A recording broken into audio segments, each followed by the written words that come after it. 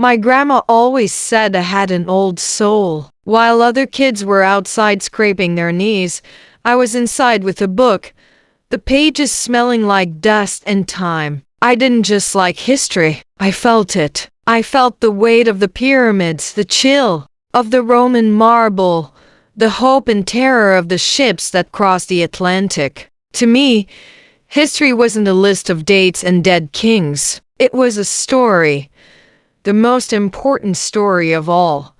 And I wanted to know all of it, especially the parts that people tried to whisper, or worse, tried to forget. That's why I ended up at Northwood University, a place with ivy-covered brick buildings that looked as old as the history I loved. It was a world away from my home, from the tight-knit, Black community where my mom ran her hair salon and my grandma grew the best tomatoes in the county. Here, I was a speck of brown in a sea of pale faces. It was intimidating. The sheer scale of the place, the casual wealth of the students, the way they talked about their summer trips to Europe like they were talking about a trip to the grocery store. I felt like I had a sign on my forehead that read, "Doesn't belong," but I had a purpose. My purpose had a name, Professor Alistair Albright. He was a legend in the history department, a titan. His book, The Pillars of the West, was considered the definitive text on the origins of Western law and philosophy. They said his class, Foundations of Jurisprudence, was the hardest undergraduate course at the university, a crucible that forged future lawyers, judges, and politicians. They also said he was particular, a man from a different era. I didn't care. I wanted to learn from the best. I wanted to sit in that room and absorb everything, to prove to him, to my family, and most of all to myself, that I did belong. The first day, I was so nervous my hands were slick with sweat. I chose a seat in the third row, close enough to see, but not so close I'd be in the splash zone. The lecture hall was magnificent, all dark wood and tiered seating, with a ceiling so high it felt like a cathedral. Students filed in, laughing and greeting each other. They were mostly white, mostly male, all dressed in clothes that probably cost more than my entire semester's book budget. I pulled my notebook out, its clean pages a comfort. Then he walked in. Professor Albright was exactly as I'd pictured. Tall, thin, with a shock of white hair that seemed to defy gravity. He wore a tweed jacket with leather elbow patches, and he didn't walk so much as glide to the podium. The room fell silent. He peered out at us over a pair of half-moon glasses, his eyes a pale, piercing blue. "Welcome," he said, his voice a low rumble that filled the cavernous room, "to Foundations of Jurisprudence. If you are here because you thought this would be an easy A, you are in the wrong place. The door is behind you. This class is a rigorous intellectual exploration into the very bedrock of our civilization. The Code of Hammurabi, the wisdom of Solon, the majesty of Roman law. These are not mere historical artifacts. They are the DNA of our society." I felt a thrill run through me. This was it. This was exactly where I wanted to be. For the first few weeks, I was a ghost. I did the reading twice. I took meticulous notes. I listened as he lectured, his words painting vivid pictures of ancient Athens and Rome. But I never spoke. I was too intimidated by the sharp, confident voices of the other students, especially a boy named Mark who sat in the front row. He was the professor's star pupil, always ready with a clever question or an insightful comment that would earn a rare, thin smile from Albright. My silence wasn't just fear, though. It was also a growing unease. Professor Albright's bedrock of our civilization seemed to be built on very specific, very exclusive ground. He spoke of the Greeks as if they were a monolith of genius, never mentioning the vast slave populations that propped up their democracy. He praised the Romans for their intricate legal system, but brushed over the brutality of their conquests. The story he told was grand and beautiful, but it felt incomplete. There were holes in it, holes shaped like the people who were silenced, conquered, or ignored. My people. I started raising my hand. The first time, he didn't see me, or he pretended not to. I kept it up for a full minute, my arms starting to ache, my face getting hot, until he called on Mark again. I lowered my hand slowly, feeling a familiar sting of invisibility. The second time, a week later, he acknowledged me with a curt nod. Yes? The young lady in the third row. My heart hammered against my ribs. Professor, I began, my voice a little shaky. We've been talking about the concept of paterfamilias in Roman law, the absolute power of the head of the household. I was wondering if there are any surviving accounts or legal texts from the perspective of the women or the slaves who lived under that system. How did they perceive the law that governed them so completely? The room was silent. A few students turned to look at me. Professor Albright stared at me over his glasses, his expression unreadable. An interesting, if somewhat tangential, question, he said coolly. The historical record, as it stands, was written by the Romans themselves. It is concerned with the structure of power, not the feelings of those without it. We must focus on the foundations, Miss Davis, I said quietly. Sarah Davis, Miss Davis. We must focus on the foundations. Let us not get distracted by sentimental side notes. He turned back to the board. Sentimental side notes. The words echoed in my head. The lives of millions of people. A sentimental side note. Mark shot me a smirk over his shoulder. A look that said, nice try, but you're out of your league. Shame burned in my cheeks. I didn't raise my hand for the rest of the class. That night, I called my mom. I could hear the familiar buzz of hair dryers and chatter in the background of her salon. Hey baby girl, how's my big shot college student? I'm okay, Mom. She knew my voice too well. The salon noises faded as she must have moved to the back office. What's wrong, Sarah? You sound low. I told her about the class, about Professor Albright, about feeling like my questions weren't welcome. This man, she said, her voice tight with a familiar indignation I'd heard her use 1,000 times when dealing with injustice, big or small. He sounds like one of those people who thinks history started when his own great-granddaddy stepped off a boat. Don't you let him shrink you, Sarah. You read those books just like everybody else in that room. Your questions are just as important. You hear me? I hear you, Mom. Your grandma used to say, if they don't set a place for you at the table, bring your own folding chair. You bring your chair, baby. You unfold it right at the head of that table and you make them listen.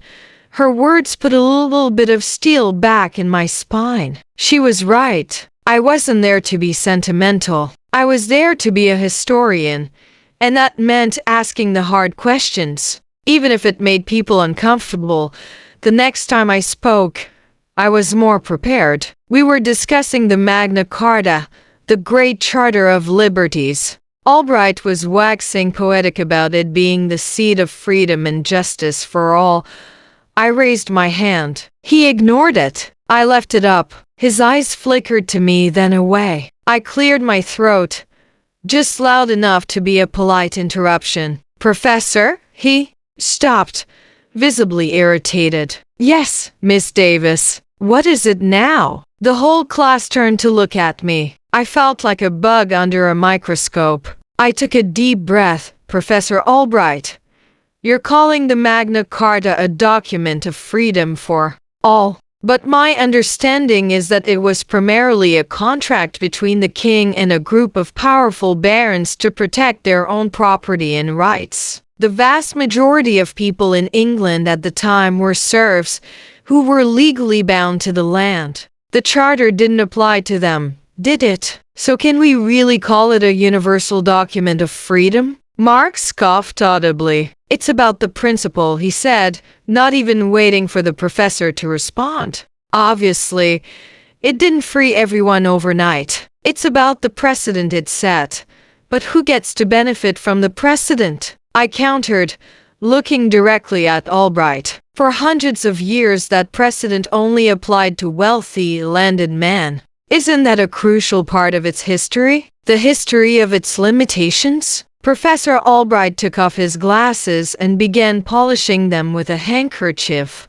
A slow, deliberate gesture that seemed designed to suck all the air out of the room.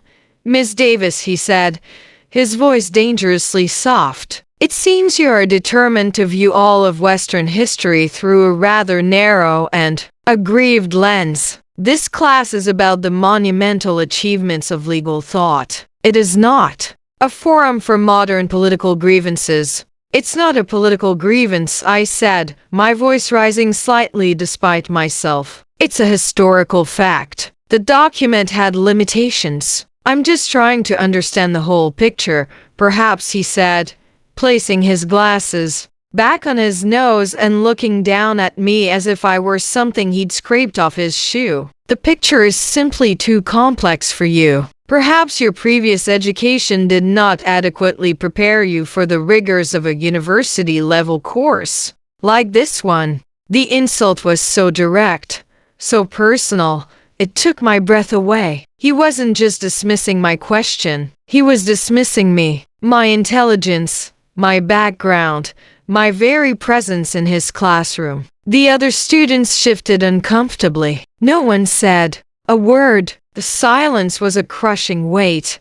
I felt tears pricking at the back of my eyes, hot and sharp. I would not cry. I would not give him the satisfaction. I just nodded, my throat too tight to speak, and stared down at my blank notebook for the rest of the lecture. From that day on, it was a cold war. He never called on me, even when my hand was the only one in the air. When he graded my essays, his comments were always curt and dismissive, lax focus, unsupported assertion, vague. Yet my grades were always just high enough, a B-, a C+ that I couldn't formally complain about bias. It was a subtle, insidious campaign to make me feel stupid and small, to make me doubt myself until I just gave up and disappeared. And it was working. I started to dread going to class. My stomach would be in knots every Tuesday and Thursday morning. I'd sit in my seat and feel a sense of dread wash over me. I started to believe him. Maybe I wasn't smart enough. Maybe I was looking at things the wrong way. Maybe I didn't belong. The thought was a bitter poison, seeping into everything. The breaking point came on a cold Tuesday in November. We were 2 weeks from the final exam. The topic was the foundation of American law, the influence of English common law on the founding fathers. Professor Albright was in his element, speaking with patriotic fervor about life, liberty, and the pursuit of happiness. These men, he declared, sweeping his hand through the air, were visionaries. They created a nation out of an idea, the idea of freedom. I felt that old, familiar fire stir in my gut, an idea of freedom that coexisted with chattel slavery, an idea of liberty that was written by men who owned other human beings. It was the most glaring contradiction in American history, and he was gliding right over it. My mom's voice echoed in my head. "Bring your own folding chair." My hand went up. I knew he wouldn't call on me. I didn't care. I was going to speak. After a few moments of him ignoring me, I just started talking, my voice clear and steady. "In the quiet room, Professor, how did the Founding Fathers reconcile their words in the Declaration of Independence with the fact that many of them, including Thomas Jefferson, were slave owners?" How does that fundamental hypocrisy fit into the foundation of jurisprudence we're supposed to be studying? He stopped mid-sentence. The silence that followed was different. It wasn't just quiet. It was tense, electric. Every eye was on me. Professor Albright slowly turned his head, and the look he gave me was not one of academic annoyance. It was one of pure, unadulterated fury. His face was flushed, a blotchy red creeping up his neck. "That is enough, Miss Davis," he said, his voice shaking with rage. "But it's a valid question," I pressed, my own voice trembling now. But I couldn't stop. It's central to the whole topic. The 3/5 compromise, the fugitive slave clause, those are in the Constitution. They are part of the legal foundation. We can't just ignore them. I am not ignoring them," he thundered, slamming his hand down on the podium. The sound cracked through the hall like a gunshot. I flinched. "I am refusing to allow my classroom, a space for serious intellectual inquiry, to be derailed by your incessant, politically motivated badgering." "It's not political," I whispered, my throat closing up. "It's history." "It is not. It is an attempt to tear down, to denigrate, to poison the well of history with modern-day resentments." He pointed a long, trembling finger at me. His blue eyes were glacial. "I have tolerated your interruptions. I have tolerated your presence in this class, hoping you would eventually learn the proper decorum for academic discourse. It is clear to me now that you are incapable of doing so." He took a step down from the podium, moving towards my aisle. My heart was pounding so hard I could hear it in my ears. "I think," he said, his voice low and menacing, "that you should leave." The words hung in the air, sharp and glittering and cruel. "Leave?" He was kicking me out of class for asking a question. "What?" I breathed. "You heard me. This environment is clearly not for you. Your perspective is not welcome here. I am asking you to gather your things and leave my lecture hall." He was standing in the aisle now, just a few feet away. The other students were frozen, their faces a mixture of shock, pity, and fear. No one moved. No one spoke. It was me and him, and 100 silent witnesses. He was trying to push me out, to erase me from his perfect, clean version of history. He was trying to make me invisible again. Shame, hot and overwhelming, washed over me. I wanted to curl up and disappear. I wanted to run out of that room and never come back. My hands started to shake, and I fumbled for my bag on the floor. I could feel the tears I had fought for so long finally welling up, blurring his angry face into a smudge of tweed and white hair. He thought he had won. He had a smug little twist to his lips, a look of triumph. He had finally put the uppity black girl in her place, and in that moment, as I felt the first tears slip down my cheek, something inside me broke. But it wasn't my spirit. It was the dam of fear and self-doubt that had held me back for months. It was the voice that whispered I wasn't good enough. It shattered, and what was left behind was pure cold clarity. I stopped fumbling with my bag. I let my hands fall into my lap. I took one slow, shaky breath, and then another, deeper one. I wiped the tear from my cheek with the back of my hand, not in a gesture of shame, but as a preparation. My grandma's face flashed in my mind. "If they don't set a place for you at the table." My mom's voice. "Don't you let him shrink? You." I slowly raised my head and looked at Professor Alistair Albright. I didn't look at him with anger or with fear. I looked at him with a profound and sudden pity. He, the great historian, was terrified of his own subject. I stood up. My legs were shaking, but I locked my knees. The movement was so unexpected it made him take a half step back. The entire room seemed to hold its breath. I didn't pick up my bag. I left it by my chair.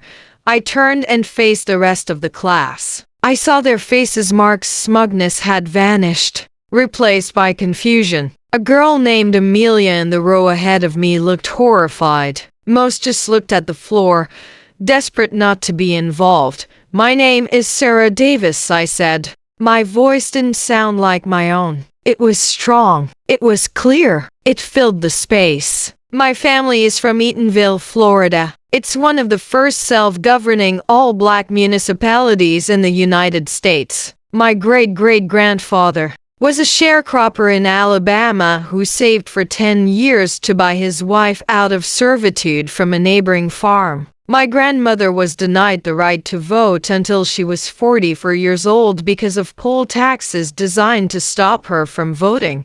I paused, letting the words settle. I turned my eyes back to Professor Albright, who was watching me, his face a mask of stone-cold fury. "You see, Professor," I said, my voice dropping a little, becoming more intimate, more direct. "History isn't a sentimental side note. For me, it's not an academic exercise. It's the blood in my veins and the marrow in my bones. You talk about the foundations of law. I am the descendant of people who were property under that law. People for whom the majesty of Roman law became the blueprint for chattel slavery. You talk about the Magna Carta as a seed of freedom. I am the descendant of people who had to fight and die for centuries to get even a fraction of the liberties that the barons you admire took for granted." I took a step forward into the aisle, closing the distance between us. He didn't move. "You want to kick me out of this class? You want to push me out of this room? You're not just pushing out Sarah Davis. You're trying to push out the sharecropper from Alabama. You're trying to push out the woman who couldn't vote. You're trying to push out every person who doesn't fit into your clean, tidy, heroic story of the West. You're trying to do the very thing that historians are supposed to fight against. You're trying to silence the past." I was no longer shaking. I felt a strange, powerful calm settle over me. I was a historian. This was my work. This was my folding chair at the head of the table.